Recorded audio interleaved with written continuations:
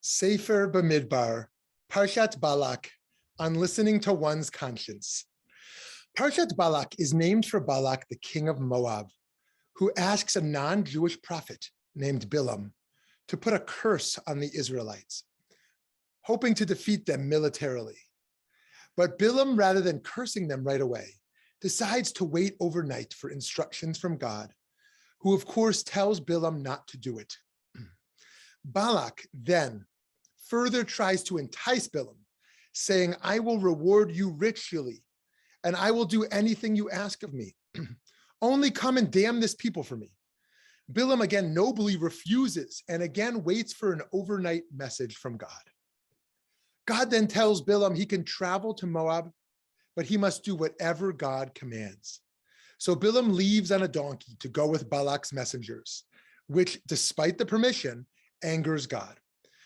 So God sends an angel with a sword to stand in Bilam's way. The catch: only Bilam's donkey can see the angel. Upon seeing it, the donkey is frightened and diverts from the path, and Bilam responds by beating her.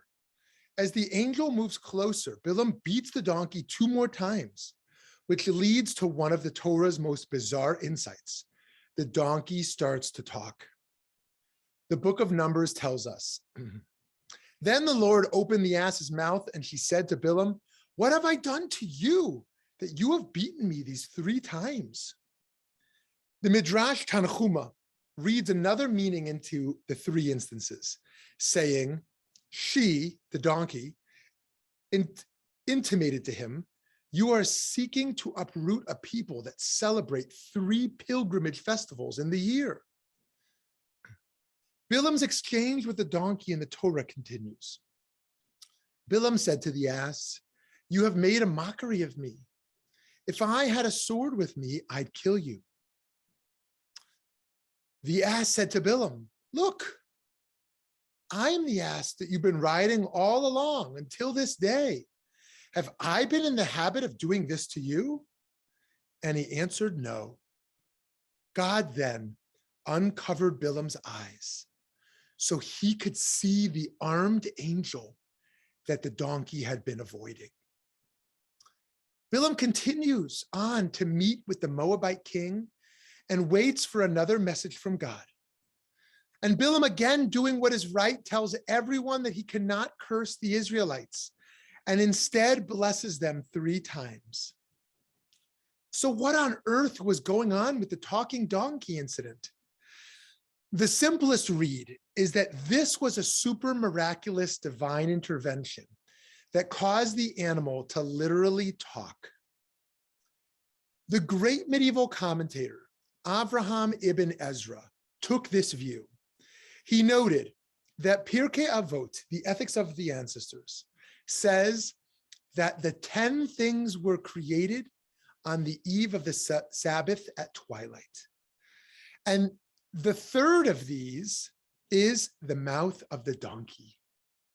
Ibn Ezra explained, "I believe this means that God specifically decreed the creation of these miraculous phenomena, for they are beyond the laws of nature." So friends, I'd like to consider 2 alternative views, though. First, by respecting the dignity of all creatures, we can imagine that intelligent animals always have the ability to talk. The miracle was that Bilam could hear what she was saying. But more appealing to me is the idea that the voice of the donkey was actually caused by the voice of Bilam's conscience.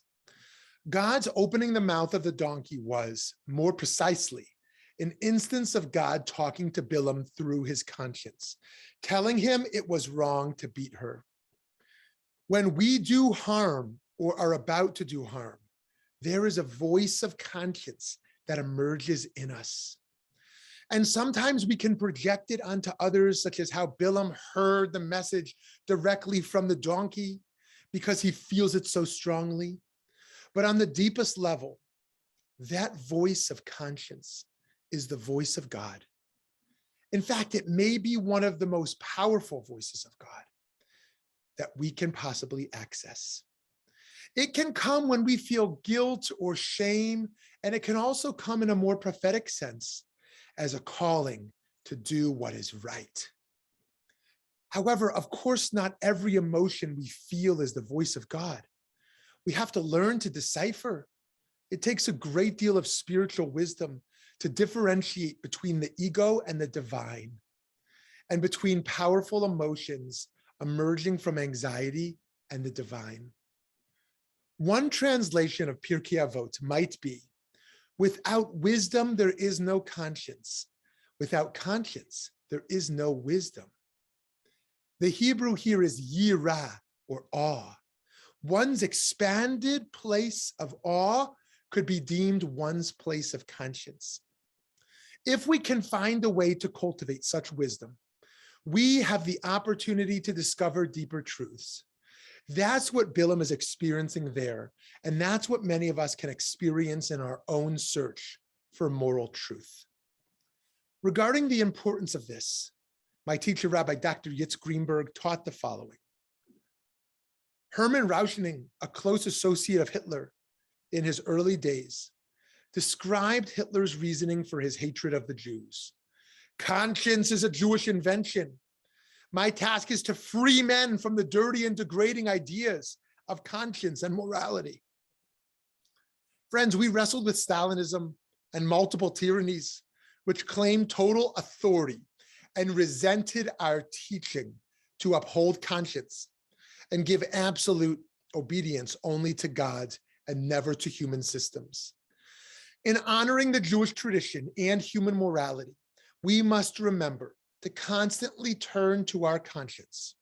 When faced with difficult, pressing moral decisions, we must search for moral clarity before acting. Shabbat Shalom.